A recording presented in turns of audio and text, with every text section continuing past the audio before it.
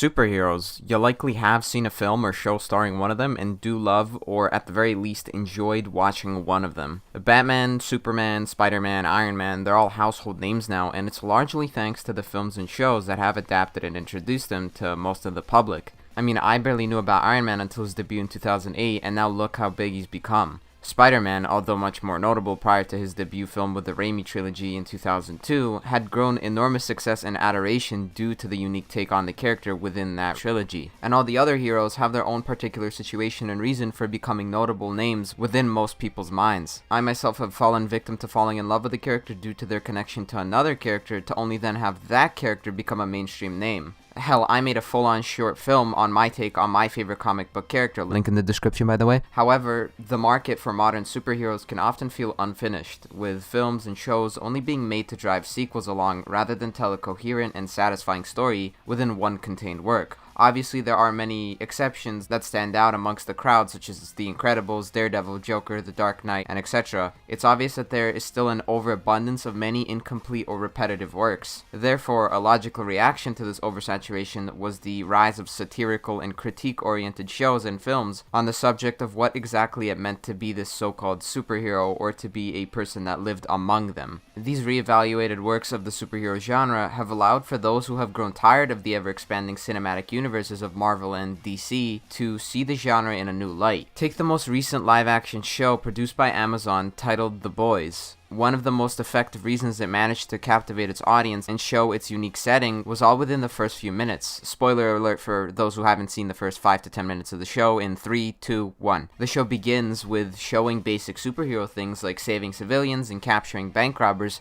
to only then jump to the perspective of a civilian who looks to be like any other civilian. And after an intimate conversation between him and his significant other, or should I say during his conversation with his significant other, the tone changes from calm and positive to horrific and brutal in a mere instant, depicting both the fact that the show won't be pulling any punches in the gore department, as well as the idea that this world's heroes don't look to be as morally bound as the counterparts which they are based on. This has both the show, as well as the viewers, to view these so-called heroes as not being good people or somebody to look up to. This then allowed the show to then demonstrate and criticize the over-reliance and oversaturation of the superhero icon, by having the common person view them as gods and individuals that could do no wrong. This over-reliance blurs the boundary between the hero and the person behind the suit. It then showed a growing fear from the common people towards these superheroes by conveying the sacrifices humanity has made in accepting these powerful beings as their saviors. This in turn shows how some of these heroes are just as flawed as the humans they are protecting, if not even more flawed. The Boys is a brilliant commentary on how a genre that contains the purest of intentions can be misunderstood and romanticized in the real world. And now enter Invincible, a 2021 animated adult superhero show that just recently finished airing its first season and was also produced by Amazon. Adapted from the comic book of the same name and published by Image Comics, the story was written by Robert Kirkman, who's actually known for really loving zombies and has actually made some of the most iconic zombie-related works in recent memory, such as the Walking Dead comic series and the Marvel Zombies limited issue run. It's quite obvious that just by Kirkman's work, Invincible was going to be pretty different from the standard superhero formula, and deciding to use an animated format allowed the show to shock and create awe in its viewers just as The Boys did, but in a much more different manner, as the West often does not go this far in terms of violence and adult-oriented subjects in animation when compared to its overseas competition in anime, due to the majority of animation in the West being mainly led by industry giants like Disney. Furthermore, the hand-drawn style allows it to be much more faithful to the source material and permits its incredible noteworthy cast to be fully seen as the characters they are portraying. Similar to The Boys, Invincible covers, dissects, and criticizes the aspects of superheroes that many of its counterparts often do not cover. And this is all completely fine, as those other counterparts purposefully embrace their archetypes in order to simply be a part of the genre. But what I mean to say about Invincible is that, unlike those other films and shows and comics, it covers the entire idea of the dangers of trying to be bigger than yourself.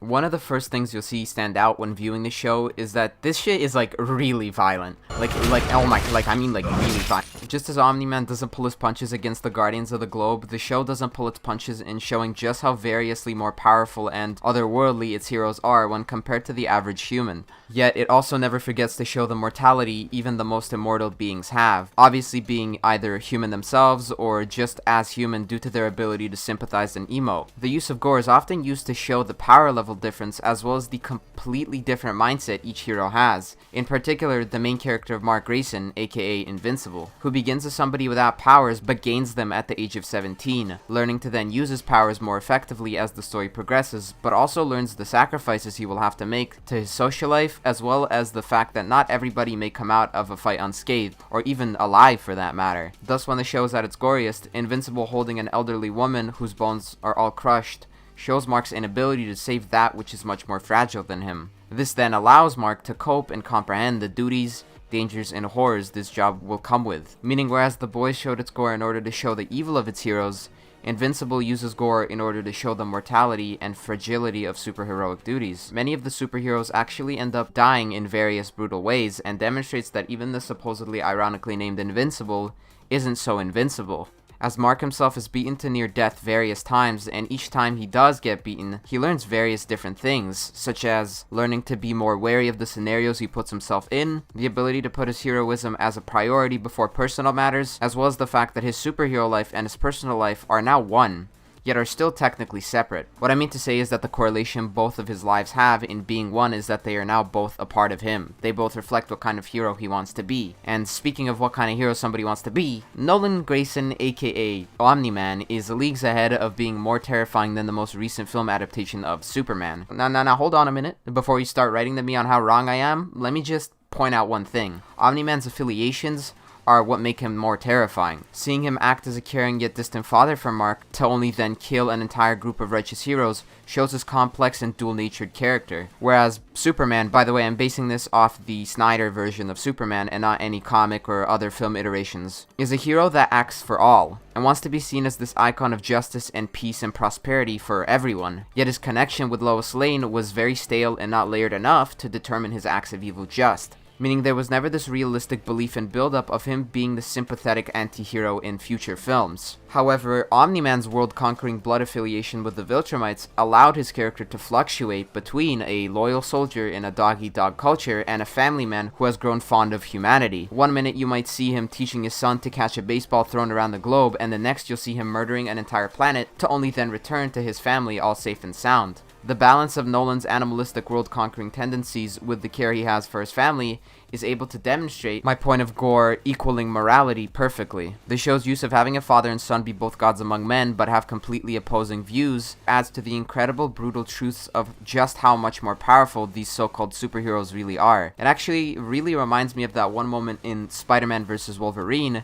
when Spider-Man mistook one of Wolverine's human friends as Wolverine and punched her face right in, resulting in her dying on the spot. This was because Spider-Man forgot to pull his punch like he usually does against non-superhero opponents, yet Invincible completely embodies and becomes that one moment from Spider-Man vs. Wolverine, and has it be the main form of demonstrating the dangers of power and how evolving into the right person will require sacrifices on both the superhero side as well as the human side.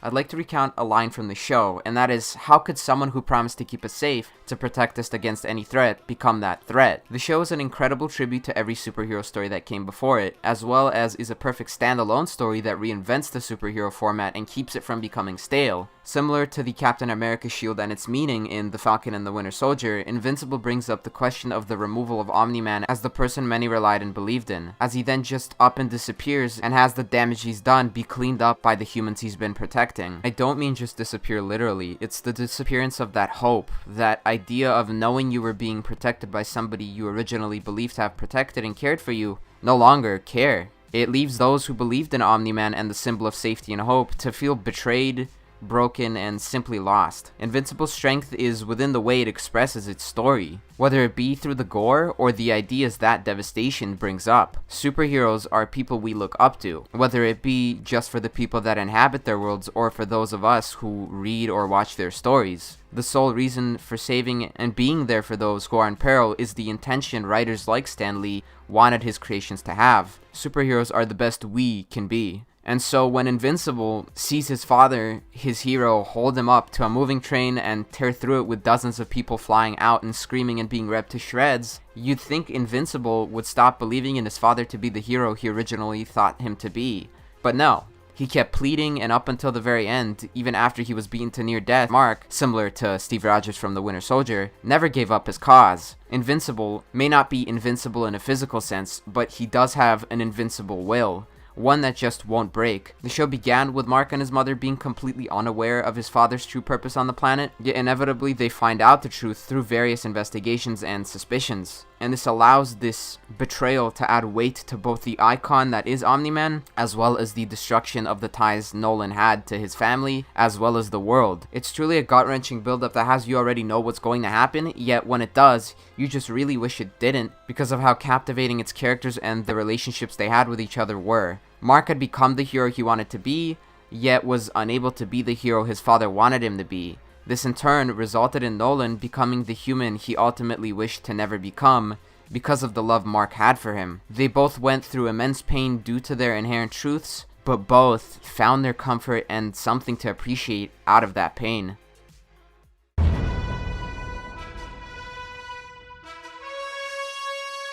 If you haven't seen Invincible, then